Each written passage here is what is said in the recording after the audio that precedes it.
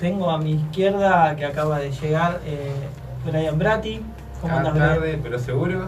Igualmente estaba mirando el programa, la entrevista anterior desde afuera, muy interesante. Y bueno, ahora acá ya en la mesa. Le perdonamos la media falta por ser día de cumpleaños, ¿no? Sí, Claro, solamente por ser de cumpleaños. Igual no trajo nada, así No, que no. ahí estuviste flojo, como Claro. si hubiera quedado con unas facturitas. Capaz se perdonaba más fácil. Claro, pero bueno, está bien, no importa, lo vamos a tener en cuenta. Y bueno, a mi derecha tengo a Ricardo Serna, dirigente radical en la agrupación Siglo XXI. ¿Cómo andas, Ricardo? ¿Qué tal? ¿Cómo les va? Bien, un gusto que estés acá. No, el gusto es mío. Bueno, contanos un poquito, hablemos un poquito de todo esto, hablemos un poquito de qué es lo que venís haciendo, cómo venís trabajando, la agrupación Siglo XXI. La agrupación Siglo XXI es algo más que el radicalismo. Agrupa fuerzas de diversos orígenes. Hay radicales, hay peronistas, hay movimientos sociales. La verdad es que es bastante amplio. Y la idea es ahora ver si desde este frente se puede ampliar a otros sectores y tratar de formar un frente para las elecciones el año que viene por la intendencia. Perfecto, Esto es algo el que- trabajo de un frente. La idea es formar más sectores justicialistas, más movimientos sociales, más sindicatos, que hay algunas Todo aquel no que quiero se quiera adelantar sumar. lo que no está. Nuestro referente dentro del radicalismo es Ricardo Alfonsín y a partir de su propuesta nosotros estamos construyendo una ampliación de la base más allá del partido, ¿no? Porque en realidad hoy el oficialismo del partido está metido dentro del gobierno de Macri, algo que nosotros de ninguna manera vamos a aceptar, y bueno, no porque sea de Macri ni porque, sino porque desde el punto de vista de lo que está haciendo no representa el espíritu radical. Es decir, este es un gobierno que a nuestro criterio está vaciando la economía y está generando más transferencias y más concentración de riqueza que las últimas dos dictaduras. Entonces nosotros no estamos en No es eso. representativo de Mirá, los orígenes del partido. Hay alguna cuestión central, ¿no? Muchas veces se dice si tiene legitimidad de origen o no tiene legitimidad de origen. La verdad que fue elegido por el voto popular y la legitimidad la tiene. Ahora, ¿qué pasa cuando una persona es elegida para algo y después hace exactamente lo contrario? Perdón, chicos, un saludo de parte de la gente de Intopín. Ah, muchas gracias. Cococho Alonso. Bueno. Un saludo para Ricardo Serna. Ahí van dejando saludos a Bueno. la gente. Muchas gracias, Cococho. Y como no representa lo que nosotros pensamos, yo creo que al haber actuado en dirección contraria a lo que se lo votó, yo creo que es como una usurpación del poder, ¿no? Como decir, bueno, los uso todos, los defraudo, los estafo políticamente, y ahora que nosotros tenemos el poder jurídico para poder firmar, avanzamos en nuestras verdaderas intenciones, que es producir un vaciamiento del Estado, una apropiación de los recursos, una transferencia de riqueza impresionante que se instrumentó a través de la política de tasas de interés, la política de las tarifas, la política cambiaria, la bicicleta financiera. No puedo decir en castellano, en inglés, con términos de antiguos, modernos, pero en definitiva se están llevando toda la plata. Y si algo había que objetar de la gestión anterior, que la gestión del kirchnerismo, que tenía cosas que eran discutibles en este sentido, porque de hecho hace 3 años el gobierno habla de la corrupción kirchnerista, y obviamente algo hay en todo esto, pero esto es mucho peor. Esto es mucho peor, porque esto está derrumbando no solamente algunos recursos, nos están llevando un vuelto, están cambiando la matriz productiva de Argentina y están cambiando nuestra forma de vida, están derrumbando nuestra forma de vida. Es una persona de clase media que antes mandaba a los chicos a un colegio, podía irse de vacaciones, cambiaba el auto, comía asadito los domingos, perdió todo esto. Obviamente siempre hay 5 millones de personas en este país que no los afecta ninguna crisis, pero al resto, 35. al resto lo pasaron a una picadora de carne. Entonces se está perdiendo un nivel de vida con determinada cantidad de derechos que no hay ninguna razón para que sea así, porque la situación económica no lo ameritaba. Esto es un plan siniestro que se llevó a cabo de exterminio social. Y la verdad es que yo no estoy dispuesto a aceptarlo. Aunque me toque perder y sacar el 0% de los votos, voy a estar en esta postura. Que no voy a seguir la corriente, ni voy a decir palabras demagógicas para colgarme detrás de, digamos, un voto de moda, ¿no? Porque puede ser que tenga mejor. Yo no puedo afirmar cómo salen las elecciones. En el año 78 la dictadura tenía consenso. Y después la gente cae en la cuenta y dice, bueno, nadie lo apoyó ahora. Pero la realidad es que los fenómenos políticos son cíclicos. Si el deber de un político es decir a la sociedad lo que piensa. Quizá equivocado, porque yo no tengo la verdad absoluta. No soy el dueño de la verdad. Pero sí doy mi aporte a un debate que espero se desarrolle en un momento. Eso es un poco la idea, ¿no? Perfecto, podríamos estar hablando, Ricardo Serna, precandidato 2019, es muy temprano para hablar de eso. Bueno, mira, yo estoy trabajando muy fuerte para construir un frente político en Quilmes. Si yo antepongo una candidatura antes de convocar a otras fuerzas políticas, que la llamo en pie de igualdad, estaría siendo desleal. Claro. Entonces, por el momento hay presiones para que yo acepte una candidatura. Yo nunca descarto ser candidato. Si vos a un político le preguntás si quiere ser presidente de la República, te va a decir que sí. Y si te dice que no, está mintiendo. Y entonces siempre tenés la vocación de poder, pero hay veces en que uno tiene que ponerse en su lugar, ¿no? Si yo estoy armando, no puedo ponerme a convocar desde una política de decir yo soy el candidato, vengan atrás mío, porque no es serio. Se pones el carro delante de los caballos. Ahora, tampoco hay demasiado tiempo. Antes que termine el año, nosotros tenemos que tener un pronunciamiento para arrancar. Entonces, por ahí termine aceptando o no una candidatura o apoyando a otro, pero tenemos que empezar el año que viene ya con alguien en la pista, ¿no? Porque si no, no sirve tampoco. Perfecto, clarísimo. Yendo más al día a día de Quilmes, ¿no? A lo social, quizás, ¿cómo ves a Quilmes en lo que respecta a seguridad, obra pública, Bueno, hay mucho, nocturnidad? hay mucho para hablar ahí. Sí, que son un poco los temas que solemos preguntar siempre a todos los invitados políticos que van pasando. Bueno, vamos a empezar por seguridad, si a vos te parece, porque sé que en este Perfecto. barrio es una de las temáticas principales. Yo en seguridad veo que es un descontrol, un despilfarro de recursos. Nada más el alquiler del edificio que están usando la avenida Calchaquí para poner la central de cámaras ya es un desperdicio de recursos por lo que están pagando de alquiler. El viejo Exila. Exacto. Antes de empezar te diría que quisiera investigar los movimientos de fondos vinculados al pago de ese alquiler, porque yo hubiera comprado 2 veces la propiedad con lo que pagaron de alquiler. Y estoy haciendo una cuenta vieja. Entonces ya hay algo que ahí no me cierra. Y que ya la fiscalía debía haber investigado porque está metido estas denuncias. Entonces, espero que cuando se vayan del poder por lo menos lo miren. Pero ya de movida hay algo que está mal. En segundo lugar, ¿alguien puede decirme, ya que se habla que este es un gobierno que se supone es transparente? Es tan transparente que no se ve. Ya que este es un gobierno transparente, ¿cuántas detenciones realizaron gracias al despliegue de la Fuerza de Seguridad Municipal, como existen en otros municipios? No tenemos ninguna estadística, no tenemos ningún tipo de control sobre lo que hace con esos recursos. Entonces, y aparte, están desplegados en forma insuficiente. Yo te voy a decir a dónde hay que llegar y qué es lo que tenemos. Y hay una brecha de inversión que hay que desarrollar. En primer lugar, Quilmes tiene que tener cámaras inteligentes, por lo menos necesita un piso de 1000, para tener cubierta el 100% de la superficie del distrito. Hay que empezar por las áreas críticas. Cámaras inteligentes tienen que ser digitales, con capacidad de grabación en domos de 360 grados, y que tengan la posibilidad de transferir datos en forma permanente a un sistema de procesamiento con identificación facial y detección de los dominios de los vehículos de toda clase que circulen dentro de las cámaras. Le explicamos a la gente que por ahí parece que ya estamos hablando de otro país, pero no hay ninguna existe. tecnología que no tengas en el celular. Por eso, existe y se implementa en otros municipios.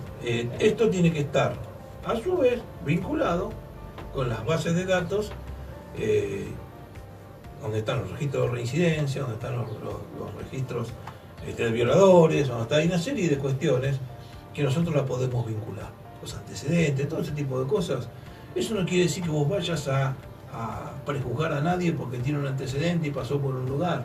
Pero cuando se produce un hecho delictivo, a vos, si no tenés la capacidad de reacción inmediata para poderlo frenar, vas a tener la capacidad de información para poderlo investigar rápido. Entonces vas a tener respuesta. Esto es la información, en la boca de entrada para asegurar lo que se llama el hecho de represión y prevención del delito. Que es lo primero que vos tenés que manejar en esta etapa, que es lo que la gente ve cuando se habla de política de seguridad. Esto lo tenés que acompañar, porque el municipio no está solo, con un ensamblaje con la policía de la provincia de Buenos Aires, para tener una reacción inmediata, y esa reacción inmediata implica necesariamente la vieja política de las cuadrículas, que tiene que estar conectada con todos estos centros, y que también los móviles tienen que tener capacidad de grabación, de internet y todo lo demás, vinculado a esta base. Entonces vos tenés todo ensamblado tecnológicamente como para poder generar una reacción en menos de 2 minutos en cualquier área del distrito. Esas son las primeras cosas que hay que lograr, empezando por los centros de mayor concentración urbana, pero también yéndote a los costados. Esto genera un marco de prevención importantísimo, porque el delincuente puede venir a robar una vez, ya cuando lo agarraron de los pelos porque lo detectaron, porque está filmado, porque está, ya la piensa 1000 veces, salvo que esté pasado de vuelta con la droga y bueno, no le importe nada, llega cualquier cosa, pero ese tipo de cosas vos la tenés que lograr blindar de esta manera. Los comercios tienen que tener botones de pánico, el 100% de los comercios tiene que haber un sistema de detección de botones de pánico. A esta altura de la historia del siglo XXI no es posible que no sea de esa manera. Entonces, si esto lo vinculás, un sistema de alerta temprana, más las cámaras, más la capacidad de reacción de las cuadrículas, vos tenés un sistema represivo que puede funcionar en tiempo y forma, con prevención. Ahora, si vos me decís, ¿con esto vas a evitar la delincuencia? No. Lamento decirlo, pero primero hay que llegar a esto. ¿Por qué no vas a evitar la delincuencia? Porque la delincuencia se origina en la situación socioeconómica. Siempre hubo gente que fue el chorro de cultura. Yo soy chorro, vivo sin laburar, a mí me bancan los giles, como dicen todo el folclore. Eso va a existir siempre, pero siempre es el 0,0001 de la población. Se cuentan con los dedos. Si vos tenés un fenómeno delictivo masivo en el conurbano bonaerense, y Quilmes pertenece al conurbano bonaerense, eso quiere decir que tienes un problema social, un problema socioeconómico de exclusión estructural, que hace que la gente caiga en la drogadicción, la desesperación, un montón de efectos colaterales que trae esta situación social que derivan de delincuencia, por síndromes de abstinencia, por necesidades para poder comer, por lo que sea, y que hace que la gente se juegue y haga cualquier cosa. Ahora, esto vos no lo vas a resolver con represión. Tenés que ir y atacar el fondo del problema.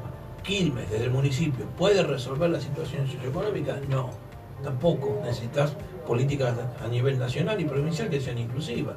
Yo estaría mintiendo si digo que el intendente va a arreglar esto, pero sí puede hacer mucho para contenerlo. Por ejemplo, vos podrías desde el municipio de Quilmes tener un plan hambre cero.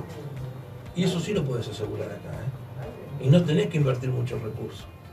Entonces vos no tendrías problema que la gente no tiene para comer, ni que la gente... Y podrías resolver muchas cuestiones, como por ejemplo, romper una brecha cultural en donde el chico excluido no tiene futuro de integración social. Porque uno de los factores básicos para que una persona sea excluida es que no vea un futuro dentro de la sociedad. Entonces vive en un submundo de exclusión. No me integro al resto de la sociedad. Y la sociedad no lo acepta tampoco. Y esto empieza desde el colegio, desde lo más temprano del colegio. Porque cuando yo era chico, iba a un colegio primario con el guardapolvo blanco, y en ese colegio iban los ricos y los pobres, y teníamos experiencias comunes. Y después iba a la universidad pública, en donde iban los ricos y los pobres. Ibas a la conscripción, iban los ricos y los pobres. Todo tenías una experiencia de vida, y tenías la posibilidad de pensar el país como país. Hoy tenés dos vías paralelas que no se juntan nunca. Los chicos de clase media para arriba van a colegios privados, el que tiene un peso paga un colegio privado porque la educación pública es un desastre. Entonces ya que va a la educación pública está excluido del vamos. Ese chico sabe, el que está excluido ya no se mezcla con el otro, ya no tenés experiencias comunes de la infancia. Este chico que va acá termina en una universidad que el pobre no llega casi a la universidad, llega muy poco. Te cuento con los dedos de las manos las posibilidades de llegar que tiene. Y después, obviamente, el que tiene más plata va a una universidad privada directamente, que tiene, en muchos de los casos, más nivel que las universidades públicas, cuando antes era al revés. Entonces no tenés experiencias compartidas, tenés dos países. Y un chico que sabe que no tiene futuro en esta sociedad, no aprende, porque el principal factor de aprendizaje es sentirle utilidad a lo que me están enseñando, es sentirme comprometido. Yo soy docente en el centro universitario, conozco bien lo que hay que hacer para que una persona te preste atención. Y el primero que tenés que lograr es que le sirva. Entonces, si a mí no me sirve, yo no escucho, porque ¿para qué? Entonces, me autoexcluyo ya intelectualmente, porque no tengo una posibilidad de proyectarme en esa sociedad. Entonces vos, desde el municipio, tenés que abrir eso, con programas que generen integración, que va desde el uso del deporte hasta el uso de actividades comunes, culturales, todo lo tiene que hacer. Vos no podés hacer una política donde el rico siga rico y el pobre es pobre. Vos tenés un solo país y tenés que lograr que eso funcione en común. Vos tenés que integrar acá para que la pobreza empiece a no ser un factor de exclusión permanente. Vos tenés que ensamblar 3 programas que es lo que yo vengo empujando hace muchos años en Quilmes. El programa de salud, el programa de educación y el programa de asistencia social o de bienestar social tiene que ser uno solo. Vos tenés que usar la Big Data para tener un expediente por familia y dentro de cada familia los casos abiertos individualmente, en donde tenés niveles de mayor criticidad y menor criticidad, es decir, los más críticos y los menos críticos. Entonces vos tenés la posibilidad de trabajar en forma personalizada del Estado, maximizando el rendimiento de cada recurso. Porque una persona que está mal alimentada, esa persona no aprende, esa persona no rinde en el colegio. Un chico que está maltratado en la casa, que tiene violaciones sexuales, ¿qué pasa? Y te vas a los lugares más pobres y tenés abusos sexuales de la infancia temprana, tenés mala alimentación, tenés explotación infantil, tenés degradación del medio ambiente. Todo eso pasa en Quilmes. El 50% de los partos que hacen las mujeres en Quilmes son sin atención médica previa. Y vos ves que las chicas están gordas porque comen harina, pero no comen proteínas. Y ese pibe cuando nace ya tiene la mitad del cerebro, porque la madre en el embarazo no le proveyó la proteína. Entonces vos tenés que tener, si aspirás a que ese chico no sea un excluido, lo tenés que tener alimentado en el embarazo. Entonces es un plan de salud integrado con bienestar social. Se necesita medicina activa, promotores en la calle, expedientes, conjuntos, interacción, se necesita interdisciplina. Y eso es algo que este gobierno no hizo, ni se le ocurre siquiera, pero ni se le están las antípodas, porque para este gobierno los pobres son negros que hay que tirar al inodoro. Entonces, y la verdad es que no todos vivimos en Argentina. Y les aclaro que toda esa gente que muchas veces este gobierno desprecia son los que mantienen viva la economía. Porque yo, comerciante de Quilmes Centro, vendo si el pobre tiene plata en el bolsillo. Sí, ¿cómo te pensás que el rico viene a comprar a Rivadavia? Porque no, acá viene la gente humilde. Los ricos compran en Miami, los ricos compran en los shopping y pagan 2 o 3 veces más porque pagan por prestigio. Entonces, y no lo digo despreciando esto, tampoco tienen derecho a hacerlo, no cuestiono nada. Pero sí te digo que todos dependemos de todos en una sociedad. Entonces, vos necesitas pegar esa igualación básica para integrar un país. Una nación requiere un proyecto común. Requiere un proyecto común, si no, no es nación. Es una federación de entidades separadas. Entonces, ¿qué es lo que pasa acá? Tenemos un gobierno nacional que desde esa perspectiva es disolvente.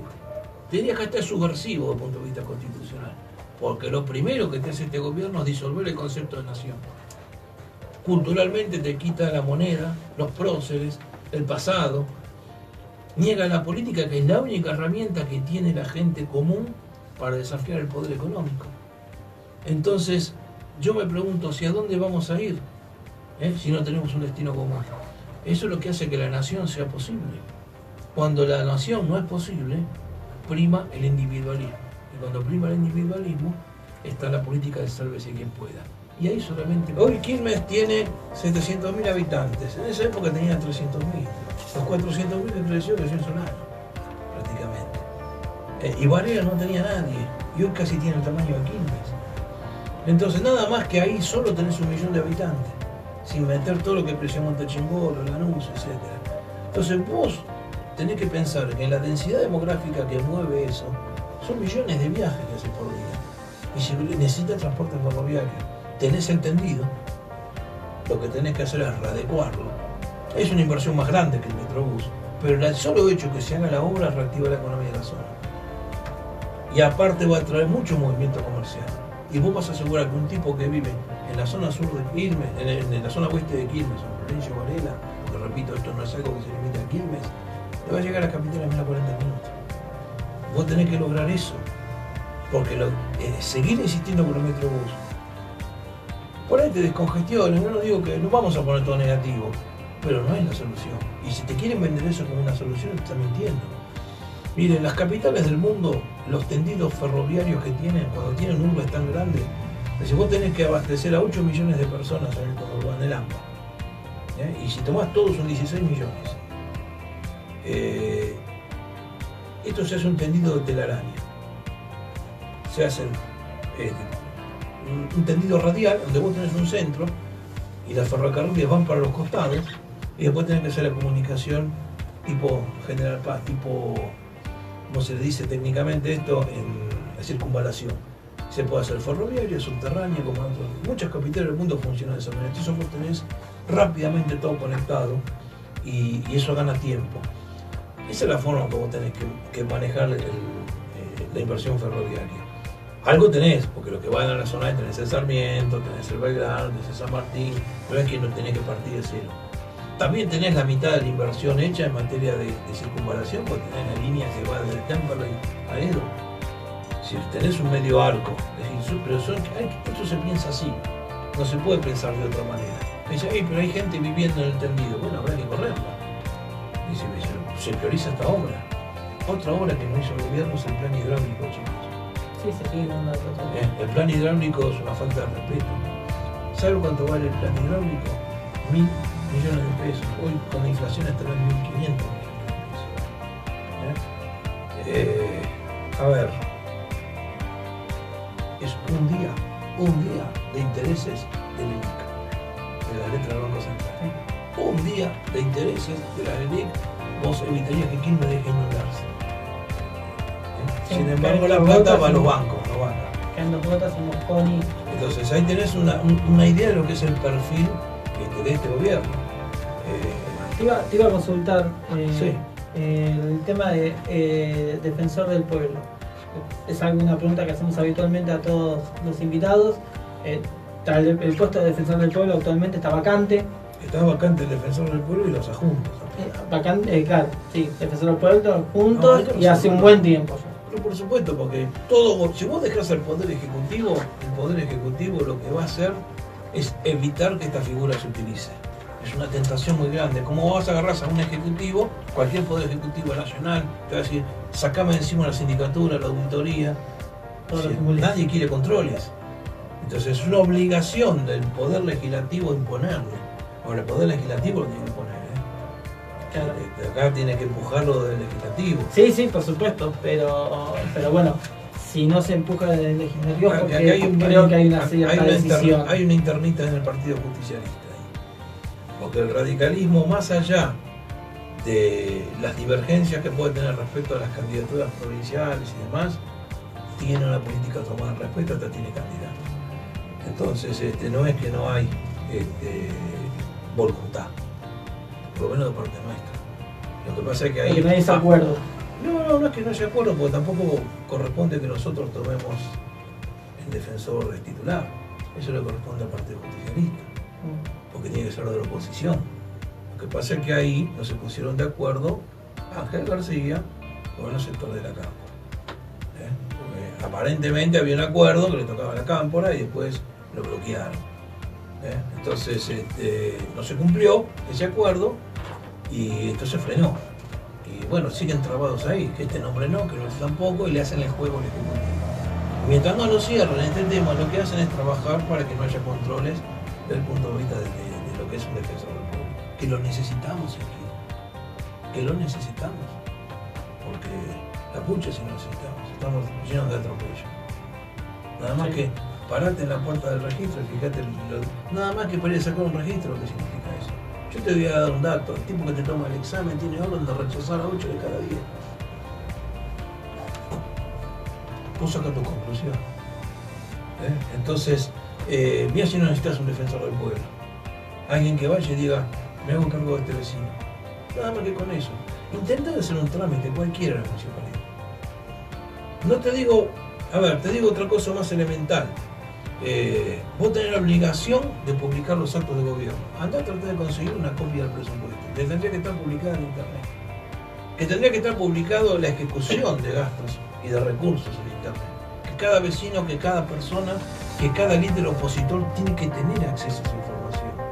No la tienen ni los concejales, tienen que pedir, tienen que hacer un recurso de amparo para conseguirlo. Entonces, la verdad es que no es así. Vos necesitas el defensor del pueblo, porque tiene que tener la capacidad jurídica de enjuiciar al gobierno. Es un delito. Están ocultando la información. Y la última que te hago, te dejamos libre. Sí, cómo no.